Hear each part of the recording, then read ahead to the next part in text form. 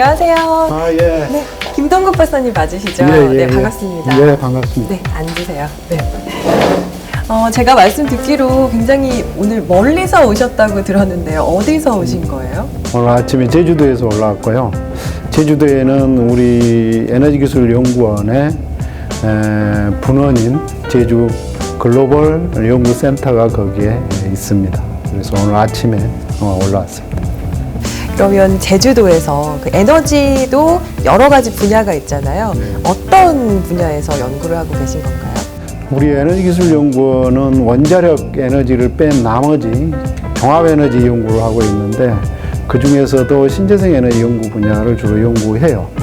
근데 제주에서는 대전에서 육상에서 하는 신재생 에너지가 아닌 그 바다를 이용한 해양 신재생 에너지 연구를 주로 하고 있습니다. 네, 그렇군요. 요즘 물에 대한 어떤 중요성이 굉장히 부각이 되고 있습니다. 그래서 오늘은 그런 물 부족을 해결할 수 있는 해수 담수화 기술에 대해서 자세히 얘기 들어보도록 하겠습니다.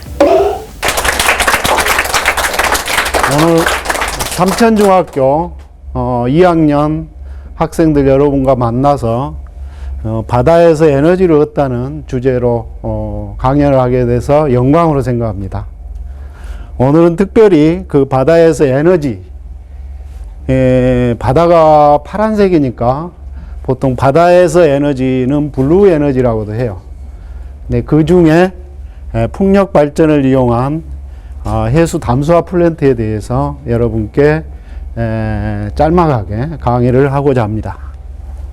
우리 지구 표면에 전체 보면 79%가 물로 덮여 있어요. 그 중에 바닷물이 97.5%예요. 담수자원은 한 2.5%밖에 안 돼요. 우리가 먹는 물로 쓸 수 있는 담수가. 그 담수 중에서도 그린란드나 남극 대륙같이 얼음으로 빙하로 되어 있는 것이 거의 대부분이 한 70%. 그래서 우리가 지구상에서 우리가 먹는 물은 한 1% 정도밖에 안 돼요. 그래서 그런 물이 절대적으로 자연순환에 의해서 나오는 우리가 먹는 물은 절대적으로 부족하니까 대부분의 물을 지구에 차지하고 있는 바닷물을 가지고 담수화해서 먹자 하는 게 해수 담수화 기술이라는 거예요. 그래서 해수 담수화라고 하는 것은 물속에 녹아있는 염분과 불순물을 제거해서 담수를 생산하는 건데 대부분 바닷물에는 증발 잔류물이라고 해서 34,500ppm 정도의 소금이 들어있어요. 짜죠. 그것을 먹는 물로 하려면 그 증발 잔류물을 500ppm 이하로 낮춰야 돼요. 그걸 해수 담수화 기술이라고 그래요. 그래서 해수 담수화 방법은 크게 상이 변하는 방법, 그 다음에 상 변화 없이 하는 거 두 가지가 있어요. 상이라고 하는 것은 기체, 고체, 액체 이 3상 있잖아요. 그 상이 변하는 거. 예를 들면 물을 끓여서 기체로 만들잖아요. 그러면 상이 변한다고 그래요. 그 상 변화를 수반하는 방법은 증발하는 방식이라고 우리가 냄비에다 물 끓이는 방식이에요. 근데 이 증발법은 가장 오래된 방법이기는 하지만 끓이려고 보니까 에너지가 너무 많이 들어가는 거예요.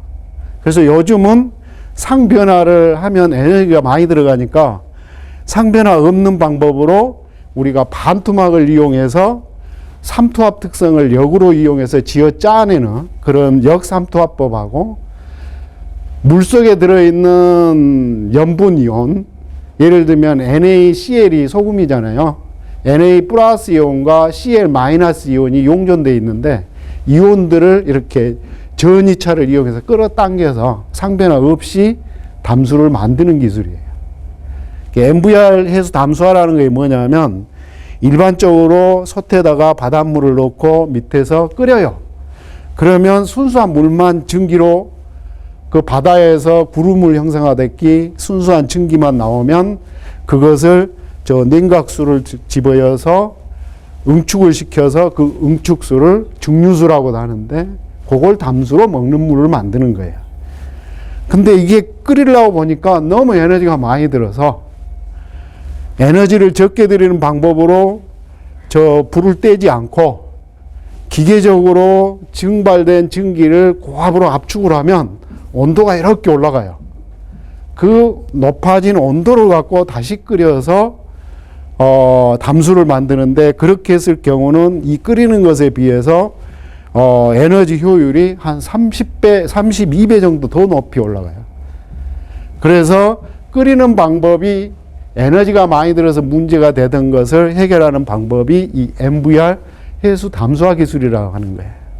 이 풍력 발전이라고 하는 게 신재생 에너지, 태양광 발전도 마찬가지지만 바람이 많이 불었다, 어쩔 때는 안 불었다 이래요. 그래서 풍황이라고 하는 풍속이나 여러 가지 풍향 자원을 사전에 예측해서 그 기계 장치를 잘 제어하는 기술이 매우 중요해요. 그래서 바람이 많이 불고 햇볕이 좋을 때 신재생 에너지를 어디단가 저장해 놓는 거, 그 저장 기술이 굉장히 중요한데, 그 저장을 어떻게 하냐면 요즘은 배터리에다 전기 배터리처럼 전기 에너지로 저장하는데, 그렇게 되면 돈이 너무 많이 드니까 바닷물을 해수 담수화처럼 염수와 담수를 분리해서 대용량으로 저장해 놓으면 필요할 때 다시 꺼내 쓸 수 있어요. 그 꺼내 쓰는 방법이 염분차 발전 기술이라고 해요.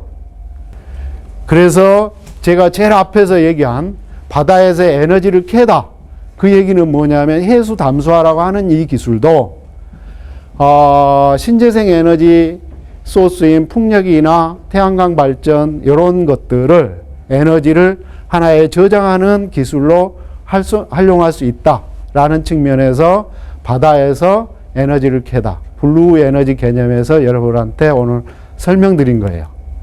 인구가 증가되고 경제 성장이 계속 지속되고 산업 경제 활동으로 의한 오폐수 같은 이 환경 오염이 생길 때 우리가 깨끗한 물 확보하는 게 굉장히 중요해졌어요. 특별히 이러한 해수 담수화 기술은 대용량의 에너지 저장을 할 수 있는 블루 에너지 개념에서도 매우 중요합니다. 감사합니다.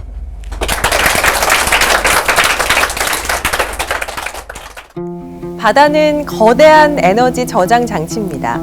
그래서 과학자들은 이제 에너지 생산의 주 자원으로 바다, 즉 해양에 주목해야 할 때라고 말합니다. 특히 물 부족을 막기 위해서 바다를 개발하는 건 필수라고 말할 정도인데요. 최근 연관 기술 발달에 따라 충분한 성장 잠재력을 보유하고 있는 물처리 산업. 여기에 에너지 효율을 높일 수 있는 신재생 에너지 기술이 더해져서 일석이조의 효과를 누리게 됐는데요. 깊은 바다, 이 끝없이 펼쳐진 엄청난 자원의 보고를 앞으로 또 어떻게 활용해 나갈지 다가올 내일이 기다려집니다. Take a trip to Mexico. I heard it's the place to go. I want to see the colors of another sky.